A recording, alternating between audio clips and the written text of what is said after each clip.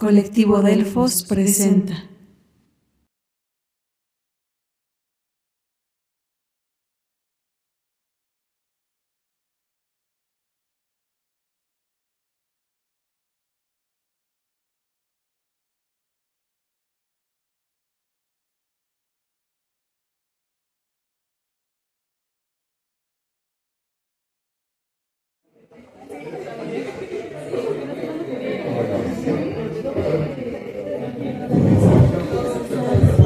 Bueno, sí se oye, ¿verdad?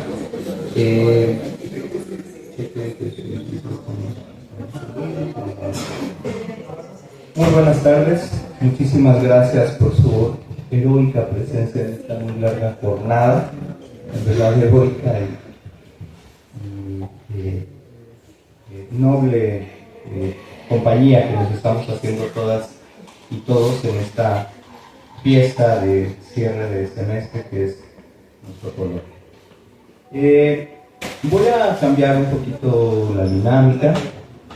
Se tratan de resultados, es narrativa, son resultados de cuento 3. Todas y todos conocemos a nuestras compañeras y nuestro compañero y sabemos de su capacidad y de su trabajo, pero no solamente van a estar ellas y él aquí, sino que vamos a transmitir sus textos. Un poco de la idea es que también tengamos este apoyo visual de ver la finalidad de toda su imaginación, sus ideas, su pasión, cómo quedan los productos finales, en este caso pues en el texto. Entonces no nada más disfrutaremos de su lectura, sino que tendremos la oportunidad de ver cómo lo plasmaron en el texto. Entonces, sin más preámbulo, les voy a presentar a nuestras autoras y nuestro autor. Se trata de Cristina Zavala, Estado de México, México 2000, estudiante de la carrera de Creación Literaria en la Universidad Autónoma de la Ciudad de México.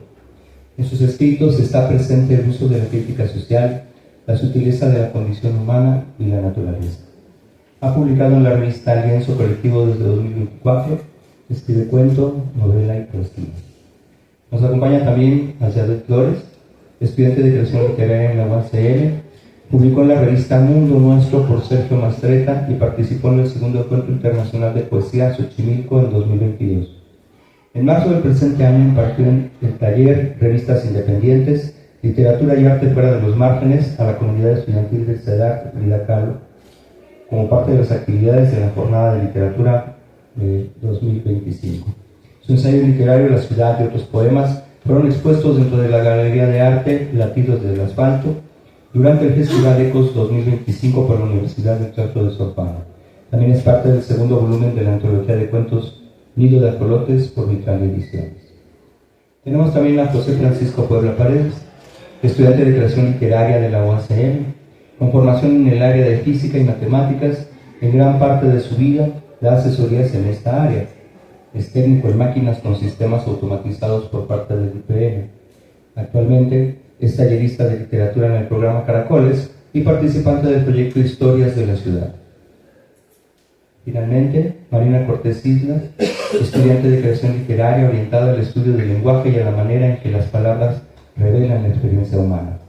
Desde los 14 años ha trabajado como costurera, oficio que afinó su precisión y su sensibilidad por los detalles. Cuenta con formación y certificaciones en fotografía de retrato y de producto, disciplinas que han moldeado su mirada estética y enriquecido su aproximación narrativa. Su obra aborda la identidad, la memoria íntima, el cuerpo, la vulnerabilidad y las formas cotidianas del afecto. Aunque sin publicaciones por ahora, concibe la literatura como un espacio de exploración personal y comunitaria.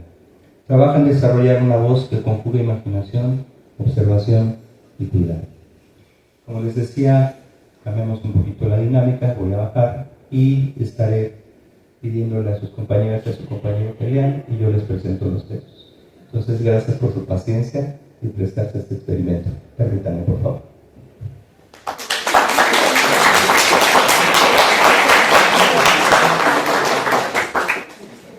Comenzamos con Marina. Si me señalas cuál es el tuyo, ¿castigo? No, cuento.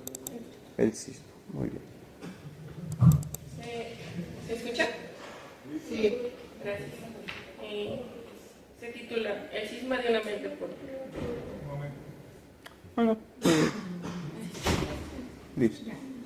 El cisma de una mente púrpura. En lo que alguna vez fue Alaska, donde el hielo cubría el mundo como una piel dormida, la humanidad sobrevivía bajo una cúpula luminosa. El Bhumana, la buena mente, era el último refugio después del colapso. En su interior, los hombres y mujeres vivían conectados a una red neurotecnológica que regulaba sus pensamientos mediante procesos sinápticos compartidos. El Bo filtraba cada emoción, eliminaba la tristeza, el miedo, la duda. Por medio de algoritmos emocionales, ajustaba la química cerebral para mantener un equilibrio de felicidad constante. Nadie sufría, nadie pensaba demasiado. El aire olía a sándalo y a luz. Los edificios respiraban en tonos de lavanda, y sobre los muros se proyectaban los rostros de los creadores de equilibrio, como una escolaria, y el eco de las voces repetía: no pienses, siente, no recuerdes, vive. La mente buena es la mente pura. Entre todos ellos vivía Cero, un restaurador de espectros lumínicos, un puesto vital para el núcleo de la cúpula. Su tarea era ajustar la frecuencia de los paneles que mantenía esa calma colectiva. Cada color correspondía a una emoción controlada, y el sistema debía brillar siempre en blanco, azul o dorado. Pero un día, Serio vio una luz prohibida, un resplandor púrpura. El púrpura era el color de la mente contaminada, y esta aparecía solo cuando un pensamiento no filtrado atravesaba la red. Cero intentó purificarlo, pero el resplandor parecía llamarlo. Al tocar el panel, escuchó una voz que no provenía del sistema, y esta voz replicaba: ¿a quién pertenece tu pensamiento? El pulso de su cerebro se aceleró, la red lo detectó y activó el protocolo de armonía. Los creadores de equilibrio descargaron en sus neuronas un torrente de dopamina blanca.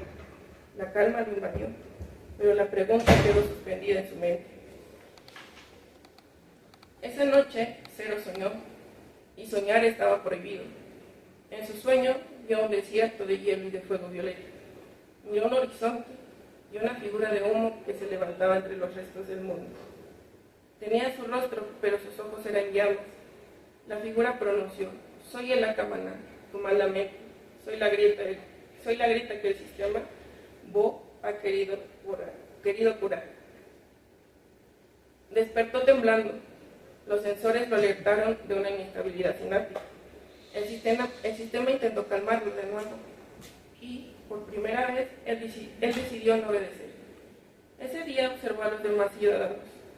Todos reían igual, respiraban igual, caminaban igual. Se repetían las mismas palabras de felicidad. Era un coro de sonrisas vacías. El Akamana sembraba dudas que llevaron a Cero a investigar en la biblioteca central de la cúpula. Buscó y examinó por horas hasta encontrar en los registros más antiguos, en donde halló digitalmente una vieja columna periodística con el título: elegimos el consenso para los chips neurológicos en contra de la enfermedad y de la soledad. Hablaba del sistema Bo, de cómo fue creado por un multimillonario, un tal Melon Oz, sobre su desarrollo como herramienta para la salud mental y afrontar las enfermedades neurodegenerativas, como el Alzheimer, el Parkinson e incluso la depresión.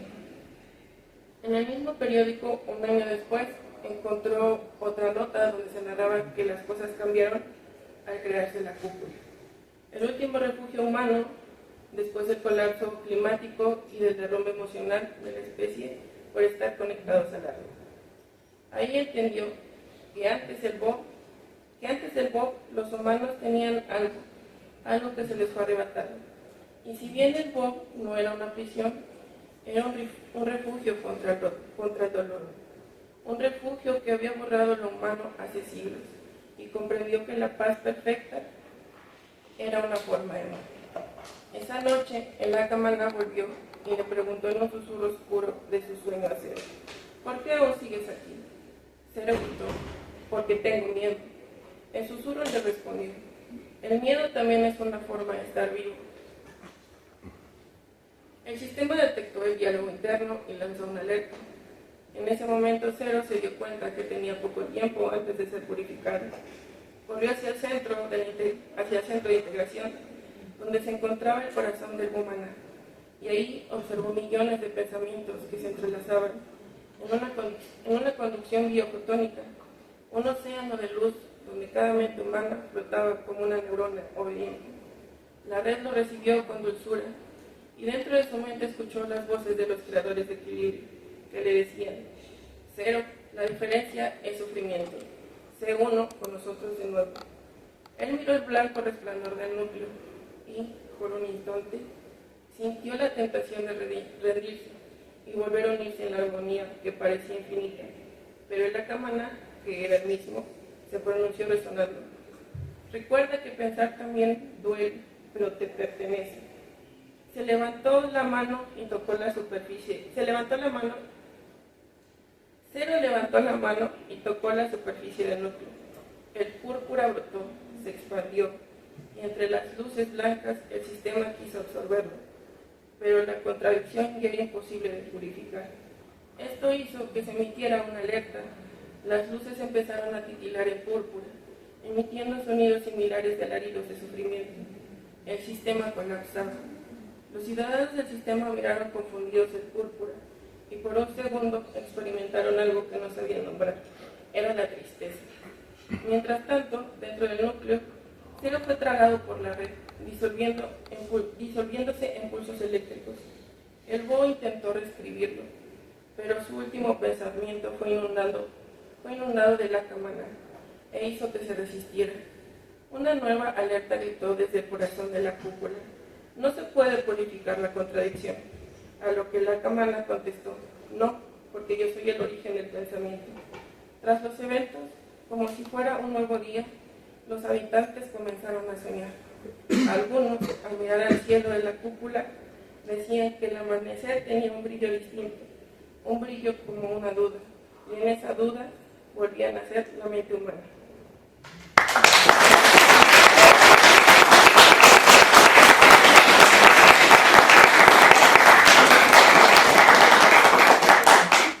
Muy bien. Cristina Zavala, por favor, ¿me puedes indicar cuál es tu texto? ¿Dónde lo tienes? Gracias.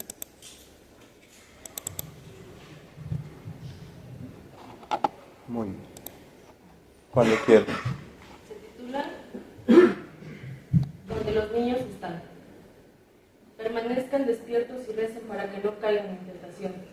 El espíritu es animoso, pero la carne es débil. Mateo 26:49.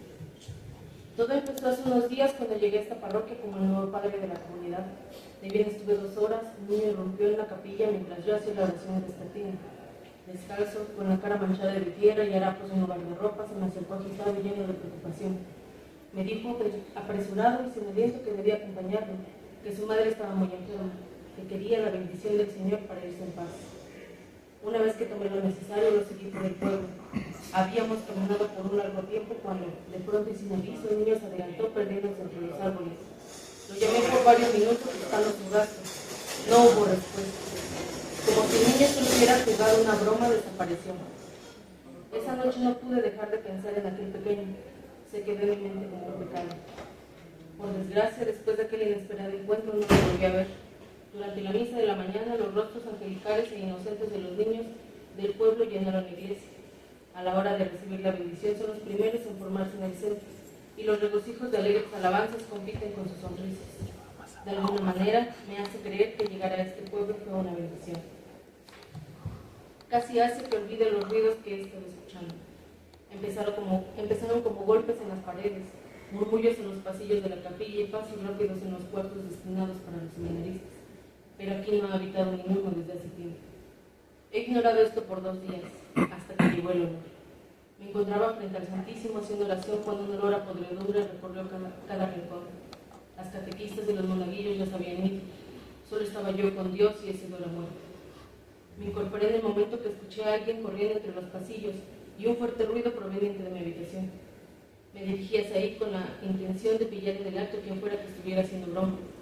Abrí la puerta del cuarto y lo único que encontré fue el cirio, que usualmente dejo junto a la cama rodando hacia mí. No tuve tiempo de explicarme esto cuando escuché unas risas a lo lejos muy cerca de la capilla. El sonido me guió hacia el basurero en la parte de atrás. Ahí tampoco había nadie. Ignorar todo esto fue complicado. Ya no podía dar misa sin dejarme pensar. Solo repetía las oraciones de memoria y escuchaba los salmos sin prestar atención.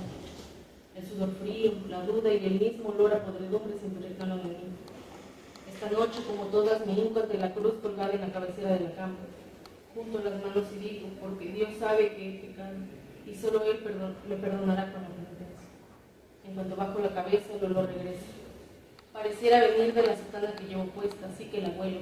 Mientras la inspección no me doy cuenta de que en realidad esta pestilencia viene de mí. Pero niego ante tal posibilidad y continúo con la oración. Antes de siquiera hacer la señal de la cruz, las risas regresan.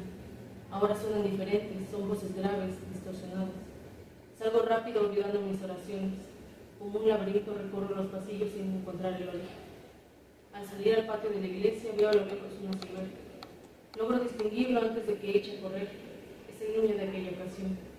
Corro detrás de él y lo encuentro volando en la basura. Cuando lo aparto, lleva en la boca una bolsa negra roída y llena de desperdicios. A punto de gritarle, de reclamarle por la última broma que hizo, veo su rostro y lo suelto de inmediato. Este niño no es el mismo de aquella ocasión. Es alguien de mi pasado, de ese del que tanto rezo por olvidar. Él empieza a reír mientras corre hacia la iglesia. Lo sigo y me llevo la mano al pecho donde descansa un rosario. Elevo una plegaria. Voy pidiendo ayuda a Dios. Entro a mi habitación porque es ahí a donde me dirige. Está parado en un rincón donde la luz del cirio no le alcanza. Estoy sudado, agitado y temeroso. El corazón me late con tal fuerza que me retumba en los oídos. Me acerco a tomar el cirio como una protección firme y profundo. ¿Qué quieres de mí? El niño me mira con odio. Las sombras deforman su rostro. Que venga aquí abajo con nosotros, Padre, para que arda en el fuego y cumpla su penitencia. Volteo hacia la puerta. Ahí esperan las niñas. No se distinguen sus caras, pero sé quiénes son porque yo los dañé. Los volví pecado con mis manos. Empiezan a reírse de mí. Sus caras se deforman. De sus ojos caen lágrimas rojas y tienen la piel llena de ampollas purantes. Les aviento el cirio mientras hago oración esperando que el fuego bendito se los lleve y a mí me salve.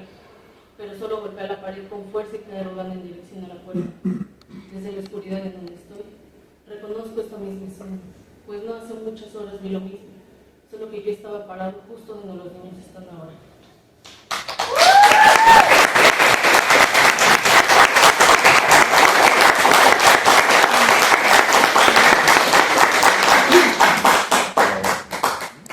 Por favor, Yadet, ¿me dices tu cuento? ¿Castigo? No, Perfecto. Puro terror. ¿Me escuchas? Adelante, por favor. Okay. Los ojos de papá. Después del divorcio, solo le quedó mudarse a un departamento cerca de la estación Metro Camarón. La sala convivía con el diminuto comedor y la cocina. Por el angosto pasillo se encontraba el baño y 2 cuartos. Sus puertas se encontraban frente a frente. La habitación de la derecha sería para sus hijos, la contraria para él. Un cuarentón patético con la custodia compartida con su exesposa.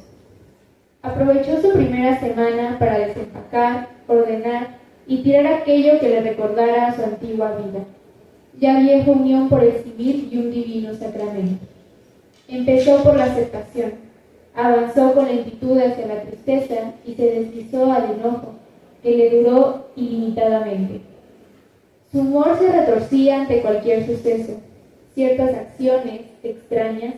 Ahí comenzó todo. Corría el primer fin de semana en que sus hijos estarían con él. Por la mañana del sábado, el timbre repiqueteó en el departamento y sus hijos pasaron recién fue abierta la puerta. Aquel hombre, de piel acitrón y ojeras pronunciadas, no era el papá que los chiquillos conocían hace unos meses.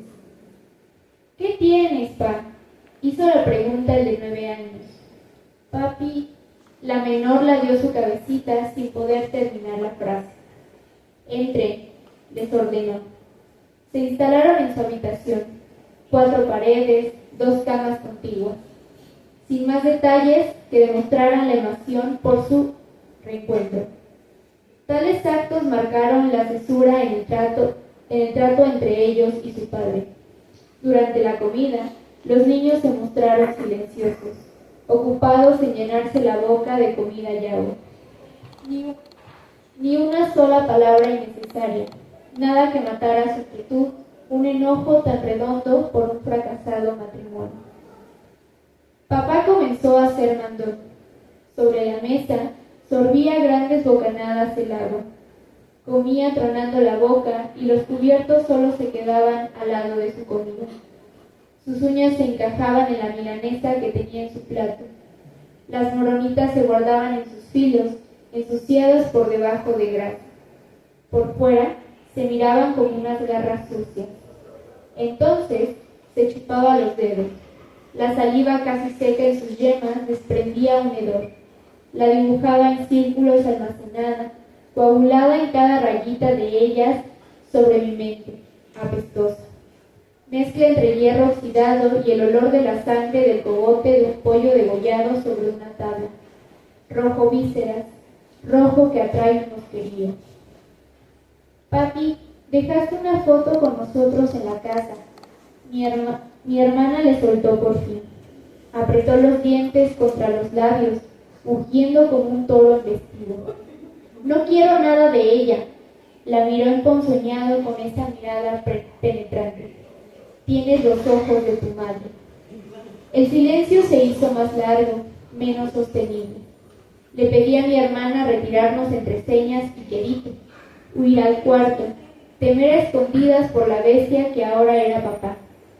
Tras la delgada puerta lo escuchábamos, haciendo esfuerzo contra la madera y el oído bien pegado a ella. Un rezo y otro rezo. Gimoteos, risas, más rezos. Al parecer papá no sabía llevar el divorcio con mamá. La noche rajó la piel del cielo. Seguí oyendo sus súplicas y me arrulló con ellas, aunque a veces me daban escalofríos el fondo negro de sus oraciones. También le pedí a mi hermana ir a la cama. Mañana será otro día y regresaremos con mamá, le prometí. Cada quien se fue a la suya, ella cerca de la puerta y yo a un lado de la ventana. Entrada la madrugada, comencé a soñar rojo hígado, a percibir un olor a músculo, oír cabras en celo, muerte granate. La muerte nacía en mi sueño como una herida. Entonces, el ruido se volvió más fuerte y desperté. La carne me sudaba y quizás todo era efecto del comportamiento de papá durante la comida. Sentado sobre la cama, comencé a observar la puerta entreabierta. Era probable que Maggie saliera a hacer pipí. Aproveché para pararme y dirigirme a su cama. No tendría otro remedio más que aceptarme. Las pesadillas me asustan, y su compañía me daría luz como Dios oculto en su forma. Encendí la luz de la habitación y vi el rostro de mi hermana. Grité y grité y grité. Grité fuerte y con pavor a eso que mis ojos sí distinguían como la realidad, que mis retinas grababan con su olor y todos sus colores. Yacían sus cuencas vacías. Desde ahí, la muerte se veía negra hacia adentro, recién comenzaba a coagularse en sus contornos. Veía el rojo torrente correrse por su cuello, el cuerpo y hasta las sábanas. A mi hermana y sus sesos crudos desde esos huecos del tamaño de gusanos fríos enroscados. Un aire rancio por tanta sangre. Margarita era las cabras y sus bramantes gemidos. Papá le había quitado los ojos porque le recordaban a mamá.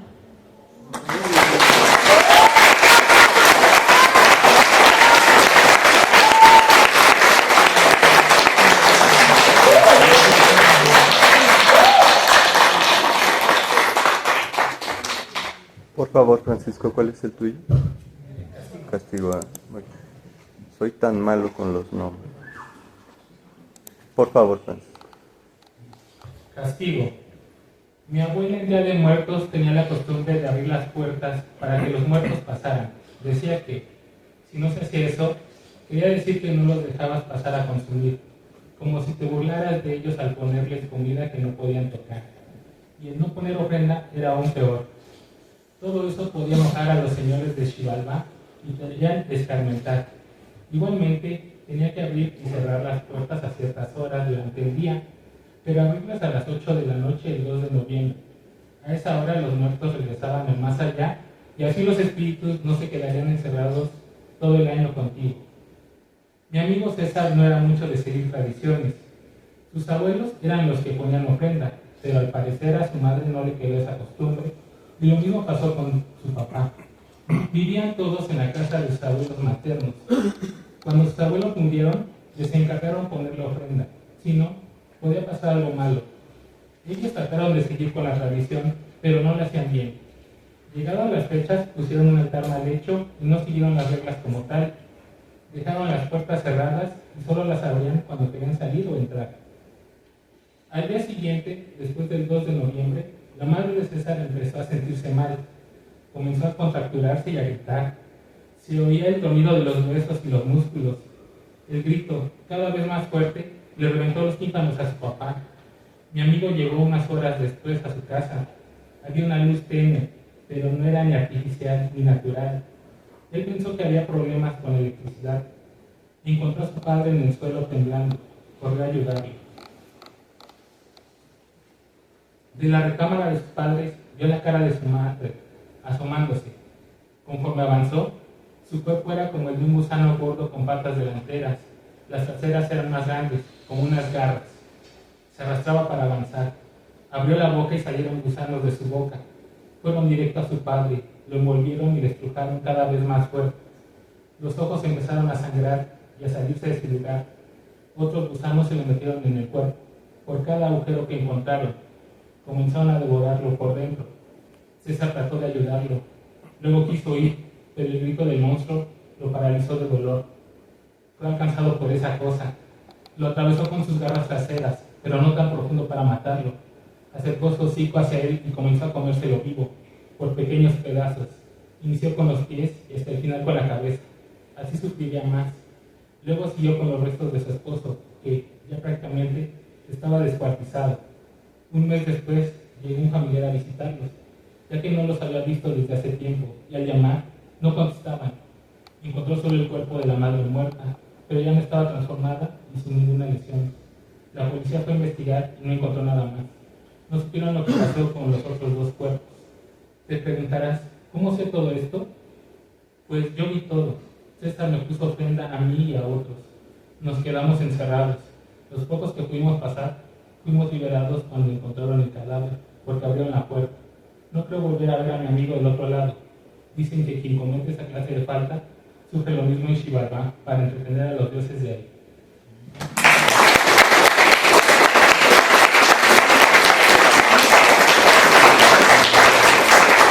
Pues bien. Ahora regreso.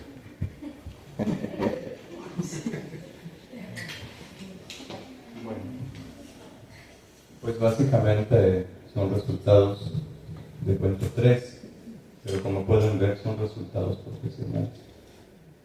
Faltarían aquí Carlos, faltaría Tadeo, Leslie, faltaría Michael, faltarían todos los estudiantes, Carlos, que se esforzaron mucho en no dejarme dormir con terror, se esforzaron mucho en poner misterios en policíacos, se esforzaron mucho en cuestionar la condición humana con la ciencia ficción, se esforzaron mucho en trabajar la fantasía para nuestros tiempos. Entonces,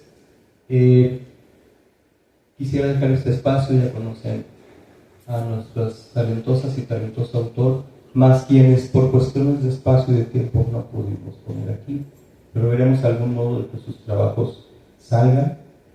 Uno de los criterios de nuestra materia es que se inscriban a concursos literarios, esperemos que puedan hacerlo. Entonces yo aquí me voy a quedar callado porque quisiéramos ver una ronda de preguntas y respuestas. Tienen a las autoras, al autor y sus textos, y lo que quieran preguntarles, pues con todo gusto.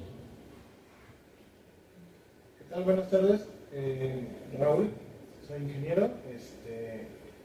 No es como tal una pregunta, pero sí quisiera felicitarlos a todos y a cada uno de ustedes, porque a lo largo de este curso me ha tocado ver muy de cerca lo que es el desarrollo de las teorías antropológicas para cada uno que va en esta materia, ¿no?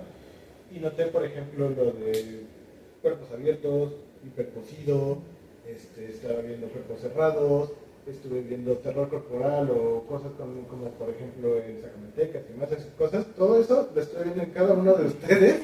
Entonces, yo sé que posiblemente el principal problema que hayan tenido es la extensión, tratar de meterse en 5 hojas máximo, desarrollar y todo eso, y los felicito mucho porque los que son de terror, en serio, hay mucho terror, los que son ficción, pues está muy bien la ficción, los felicito a los 4 por toda la materia, y pues al profesor por darles toda esta base para poder ir creando cosas que ya son profesionales, y se nota ese esfuerzo de cada uno de ustedes. Muchas felicidades.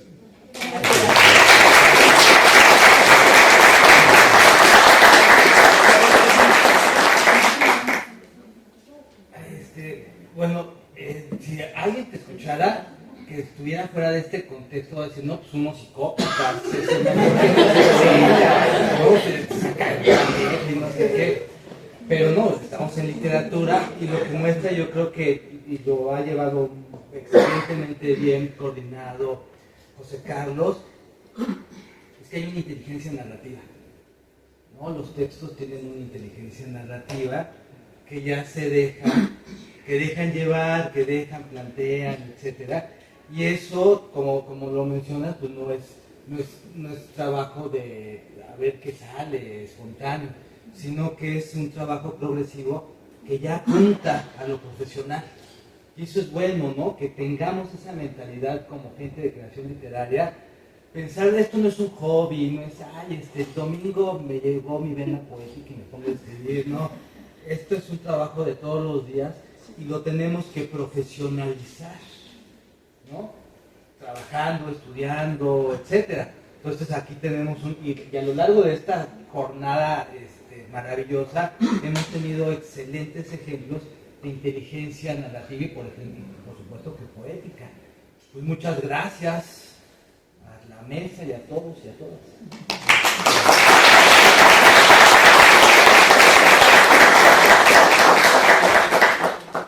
Bueno, a diferencia de otras intervenciones, yo no los quiero felicitar. En realidad, me hubiera gustado que dentro de la estructuración de las mesas hubieran quedado pues, en otro lugar, porque después de esto, ¿quién nos va a dar el rescate emocional que necesitamos? Pues no, la verdad es de que sí, sí son sobrecogedores los cuentos de terror, lo cual es cumplir con el objetivo, por supuesto. Me costó trabajo, como siempre me pasa trabajo, en cuanto al texto de Marina, que fue de ficción científica, para seguir, sobre todo los nombrecitos, y así como que de repente se me perdían a pesar de que había el apoyo gráfico, pero sí, me encantó la mesa, pero sí sigo reclamando que debió haber venido después el rescate emocional, porque no nos vamos a quedar medio temblorosos. Sí, debo decirles que se me ocurrió revisarlos de terror, pero es de la manera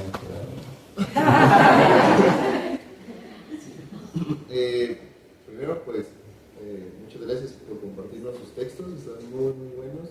Mi pregunta va principalmente para Asyadet. En tu cuento noto como una, no sé, cierta inspiración en un caso mexicano, el caso de Claudia Mijangos, la hiena de Querétaro, la mujer que mató a sus hijos a medianoche. No sé si tuviste alguna inspiración o sabías de él. Está muy, muy tétrico, todo lo describes, pobre de la niña. No, la verdad es que no, bueno, ni siquiera sabía que existía un caso real. La verdad, mi inspiración siempre viene de situar a las mujeres, sobre todo a mujeres, a niñas, en situaciones de riesgo, ¿no? Ya sea de forma intrafamiliar o de forma social. Entonces, en este caso, pues, mi inspiración viene de ahí, ¿no? Y también un poco de que he estado leyendo a mujeres latinas actuales de terror, ¿no? Mi inspiración viene también un poco de Mónica Ojeda, Mariana Enríquez, entre otras. Entonces, pues bueno, contestando su pregunta, no, pero bueno, mi inspiración viene un poco de estas mujeres, ¿no? Que también están reivindicando el género y que sobresalen actualmente.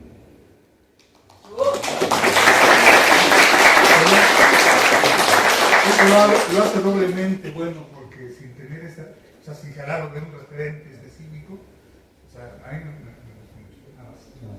Muchas gracias. Justo igual complementando un poco lo que dijo mi compañero, a mí me gustó esa parte de que diste ese inicio de los ojos y no lo dejaste a la deriva, sino que con eso remataste el cuento y fue muy bueno. Muchas gracias.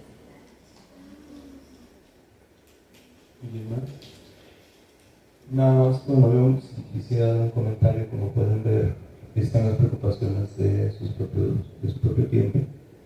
Entonces, hasta el texto de ciencia ficción está hablando de miedo intrínseco. ¿No vieron cómo la inteligencia artificial me quería resumir los cuentos? Parece que es muy largo, decía, ¿no? Te voy a dar un resumen del texto. Es muy interesante cómo nos quería quitar esta experiencia humana. Y no lean, les voy a dar un resumen, ¿no? Pues bueno, si no hubiera una pregunta más, muy bien, ya para poder pues solicitar la presencia, primero que nada agradecer su presencia para esta mesa, para estos jóvenes talentos. Muchísimas gracias. Les pido un fuerte aplauso para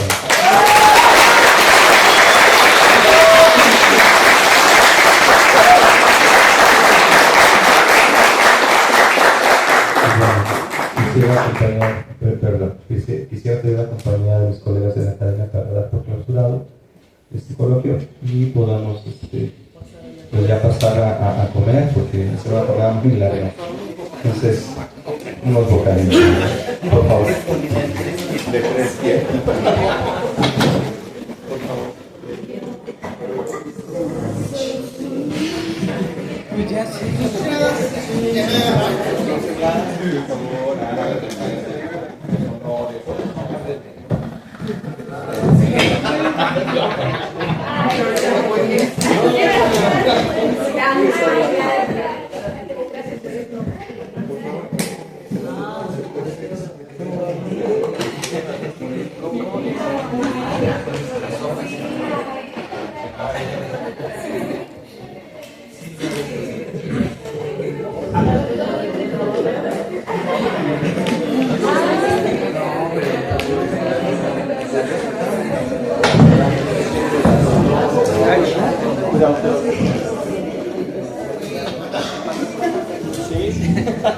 Bueno, pues vamos a dar, digamos, las últimas palabras. No era algo que teníamos, creo que, preparado, pero bueno, cada año hacemos, por iniciativa del doctor Alejandro Montes desde hace mucho tiempo, creo que 16 años, ¿verdad?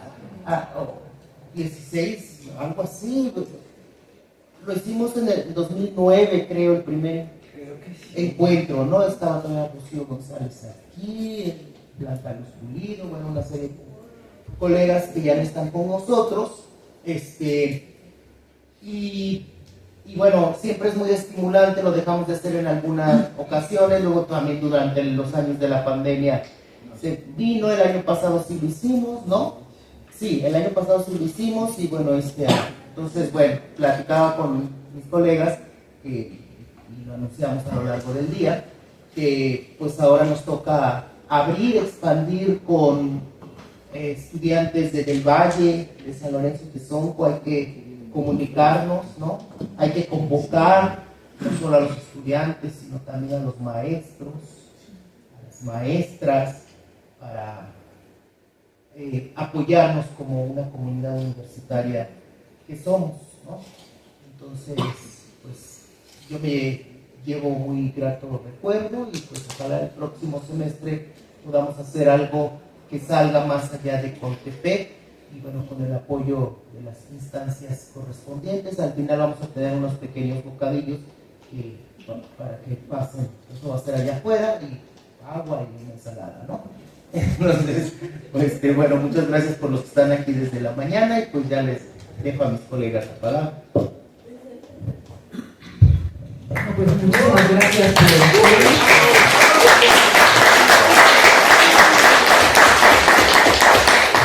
Muchísimas gracias por venir, muchísimas gracias por compartir sus talentos, y efectivamente sí es una excelente idea. Ya se empezó a hacer esto con los talleres extracurriculares, no solamente de tener profesores de Contepec, sino se nos unieron en esta emisión profesores de San Lorenzo Tezonco y del Valle, y yo creo que va a ser muy grato y muy enriquecedor esto de que pueda haber un intercambio entre alumnos también a ese nivel. Entonces, muchísimas gracias por su paciencia y por su participación.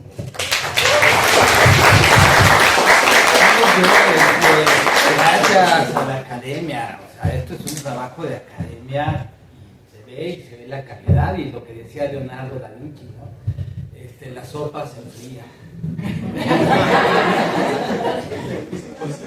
Muy bien, y nuevamente, como lo hemos dicho, ya publiquen, ya varios de ustedes lo hacen, hay revistas literarias maravillosas, obras de arte realmente, pero publiquen, váyanse a los foros, y algo que sí les recomiendo mucho: nunca se sientan menos cuando estén ante otras universidades, porque si no nos pasa con los cuentos mexicanos, ¿no? Ustedes tienen talento, y esto lo comento por la experiencia de exalumnos que están en encuentros y descubren que aquí han aprendido muchísimo y que otros los admiran precisamente. Entonces, pónganse la camiseta de la UARCM, como nosotros lo hacemos con ustedes, y siempre es teoría y práctica. Gracias por la atención.